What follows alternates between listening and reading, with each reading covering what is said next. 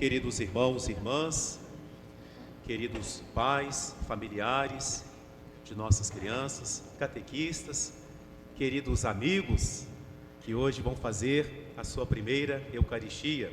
A festa de Pentecostes, ela é um término e ao mesmo tempo ela é um início.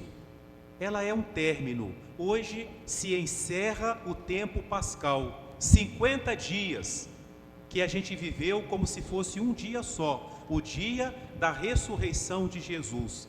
E Jesus ressuscitado, qual é o grande dom que Ele nos dá? Acabamos de ouvir do Evangelho: recebei o Espírito Santo. O Espírito Santo é o grande dom de Jesus ressuscitado. Por isso que o coroamento, a conclusão do tempo pascal é a celebração de Pentecostes, porque é quando os discípulos e hoje nós somos repletos do Espírito Santo. Portanto, um término. Mas por outro lado, é o início. Foi no dia de Pentecostes que os discípulos começaram a agir como apóstolos, como missionários. No dia de Pentecostes nasceu a igreja. Aqueles discípulos que Jesus reuniu, congregou, ali agora reunidos mais uma vez na presença de Nossa Senhora, recebem o Espírito Santo. E agora eles que vão agir. Jesus não vai estar mais visível. Não é Jesus agora que vai tocar as pessoas. Não é Jesus agora que vai falar diretamente. Não é Jesus agora que vai guiar. Agora são os discípulos, com a autoridade, com a força de Jesus e com a luz do Espírito Santo. É a igreja que vai agir agora como a esposa de Cristo, como instrumento de Cristo para guiar. Então é o início da missão da igreja. O que é que nós vamos começar amanhã? O tempo comum. O que é o tempo comum? É o nosso dia a dia. O próprio termo já está dizendo, é um período em que não teremos grandes festas, mas vamos viver o nosso tempo comum, os dias de semana, o nosso domingo. E essa é a missão da igreja, acompanhar-nos no nosso tempo comum, na nossa caminhada nessa terra. Então o Espírito Santo é essa força para essa caminhada, essa peregrinação que é a nossa vida aqui na terra. Hoje as nossas crianças vão fazer a sua primeira comunhão. É o final? Não. É o começo de tudo? Também não. É a metade do caminho.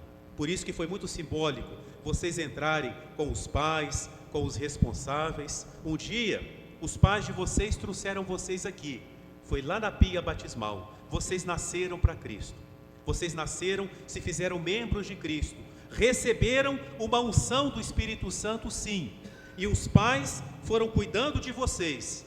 Quando vocês começaram a ter o discernimento, os seus pais, seus responsáveis, os colocaram na catequese. Agora, meu filho, é hora de você se fortalecer. Você precisa de um alimento para a sua caminhada. É o dia em que vocês pela primeira vez vão sentar-se com Jesus nesse banquete esplêndido que é a Eucaristia. É o término desse processo. Mas por outro lado, e a coincidência de Pentecostes não foi por acaso. Receber a primeira comunhão no dia de Pentecostes é um recado para vocês. Os catequistas continuam aguardando vocês. É só crescer mais um pouquinho, não é? Que vai começar. Agora já tem uma missão imediata, mas logo em seguida haverá um outro momento marcante, o momento da crisma. Pode fazer a inscrição dele já aí, deixa guardadinho, só cumprir a idade, não é? Os pais já recebem também esse recado. Mas exatamente é isso. Pentecostes é receber o Espírito Santo e seguir a caminhada. Receber Jesus na comunhão é também receber o Pai, é receber o Espírito Santo. A segunda leitura, aliás, parabéns para os nossos novos leitores e salmistas, não é? A segunda leitura nos falava exatamente isso. Eu não posso falar nem sequer o nome de Jesus se não for no Espírito Santo. Se vocês fizeram toda essa preparação e amam a Jesus, é o Espírito Santo que já age em vocês. A fé com a qual vocês vão receber a comunhão é o Espírito Santo agindo em vocês. Então é um término, mas ao mesmo tempo vai ser o início de uma caminhada. E agora vocês vão caminhar ainda mais forte. Certamente em algum momento dos encontros de vocês, é bem provável que vocês tenham ouvido falar da história de Elias. Elias, aquele profeta que de tanto ser perseguido, de enfrentar tantas dificuldades, um dia sentou-se no pé de uma árvore e falou assim para Deus: Senhor, eu não aguento mais, para mim já deu, basta, Senhor. E dormiu. Ele dormiu pensando assim, aqui termina a minha vida. E de repente o anjo acorda Elias e fala: acorda, levanta-te e coma. Elias levantou assustado e o anjo deu para ele um pão. Elias dormiu de novo. Dali a pouco vem o anjo: Elias, acorda! E trouxe para ele um pão e falou: levante-se e coma, porque ainda lhe resta um longo caminho. E aí Elias comeu aquele pão e caminhou 40 dias até o monte Horebe, onde Deus se manifestou a ele. Hoje eu posso falar para vocês: levantem-se e comam, porque ainda resta um longo caminho. Há muita coisa para ser vivida, há muita coisa bonita que vocês ainda vão viver. A alegria que hoje vocês dão a seus pais e a todos nós e a mim, de modo muito especial, é a primeira de muitas alegrias que vamos viver juntos. Alimentem-se, levantem-se, alimentem-se de Cristo e continuem, porque resta um longo caminho. Deus tem para cada um de vocês 7 dons do Espírito Santo. Ele tem para cada um de vocês uma missão nessa vida. É o Espírito Santo que vai mostrando para vocês essa missão. A cada dia da vida de vocês, Ele irá mostrando o que Deus espera de vocês. E é exatamente, queridos irmãos e irmãs, para não falar só para as crianças, duas ideias que nós podemos guardar para nós ao celebrar Pentecostes. O que o Espírito Santo faz para nós, o que Ele é para nós. São tantos símbolos, são tantas palavras que nós ouvimos, mas eu quero recolher e escolher somente duas de muitas. O Espírito Santo para nós é luz e é força. É isso que nós precisamos, da luz e da força do Espírito Santo. A igreja está tão bonita, não é? Toda essa ornamentação, as crianças com essa camisa linda, mas se nós estivéssemos no escuro, se fosse de noite e não houvesse a luz, por mais que houvesse coisas bonitas, não poderíamos ver. Então o Espírito Santo é essa luz que nos faz ver tantas coisas bonitas. O Espírito Santo é essa luz que nos faz ver quanta coisa Deus realiza em nossa vida. Ainda essa semana estava lendo o pensamento de um santo que fala que o Espírito Santo é como uma lente de aumento que nos permite ver os detalhes.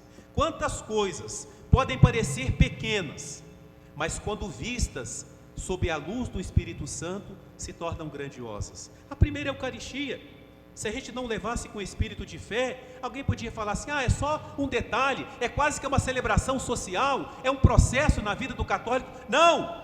Quando eu coloco a luz do Espírito Santo, isso ganha uma dimensão imensa. A luz do Espírito Santo nos permite ver as coisas boas que Deus realiza. Às vezes também, eu posso estar num lugar onde há muitos perigos, e eu não percebo porque eu estou no escuro. De repente se acende a luz e eu vejo: meu Deus, quanto perigo eu estava correndo, ainda bem que tem luz. Assim também é a nossa vida.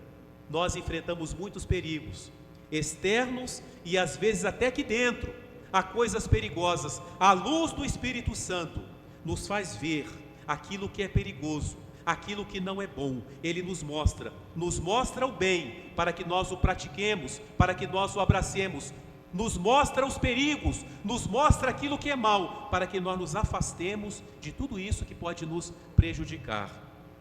Mas quando alguém só nos mostra o que nós temos que fazer, e de repente nós percebemos assim uma missão grande, ou decisões difíceis que temos que tomar, facilmente nós podemos nos sentir sem coragem, sem forças. Então não basta mostrar.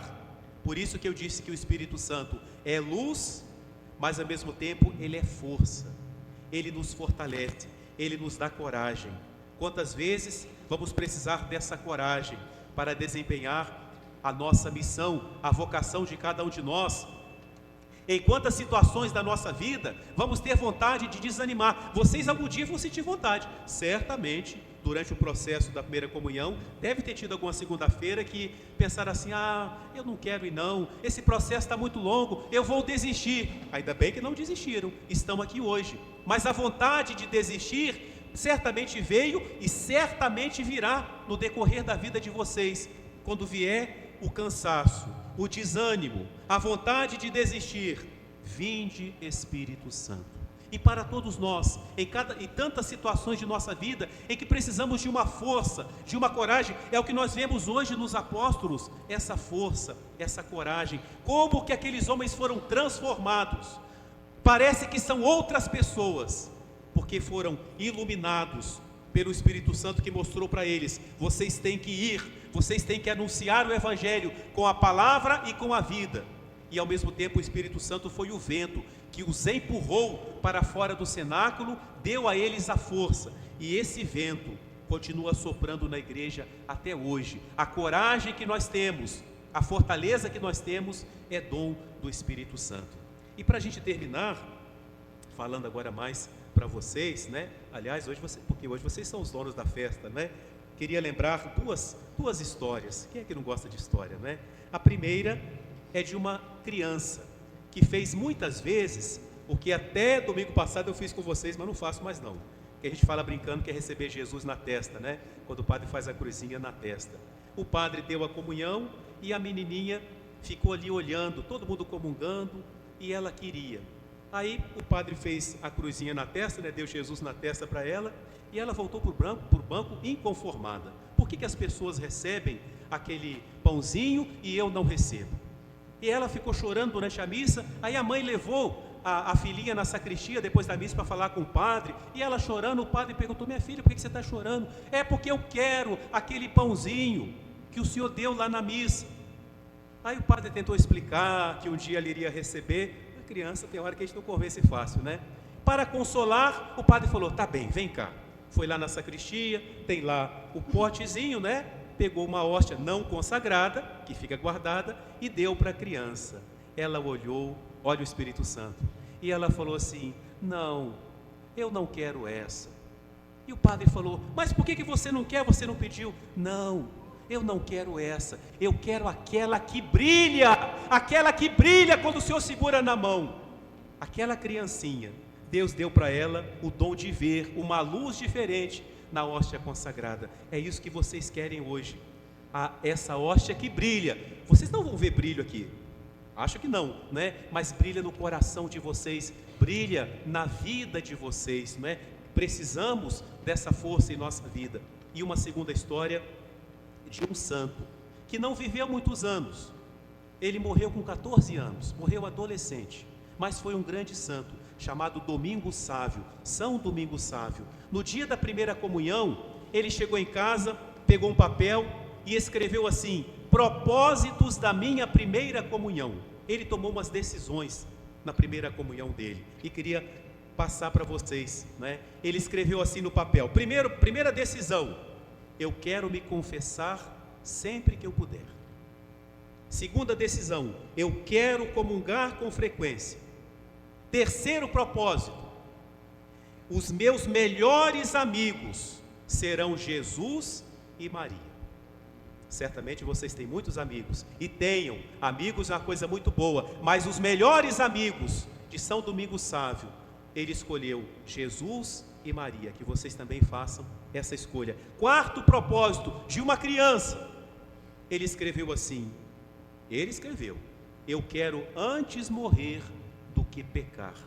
E ele ficou conhecido por essa frase: antes morrer do que pecar. Por que ele fez esse propósito? Porque o Espírito Santo ilumina e mostra para a gente o que é bom, mas mostra para a gente aquilo que não é bom, aquilo que é ruim. E ele, iluminado pelo Espírito Santo, disse para si mesmo: eu quero o que é bom, e aquilo que é mal eu não quero na minha vida. Na simplicidade de criança, ele falou: eu quero antes morrer do que pecar. Que Deus dê a vocês essa graça também, essa luz, que os melhores amigos de vocês sejam Jesus, sejam Maria, que vocês venham muitas vezes receber Jesus na comunhão, que vocês tenham esse propósito: eu quero fazer o bem, eu quero me afastar do mal, eu quero abraçar o bem que o Espírito Santo me chama a praticar. E quando eu me sentir desanimado, vinde Espírito Santo e dai-me a vossa força para eu continuar. Amém.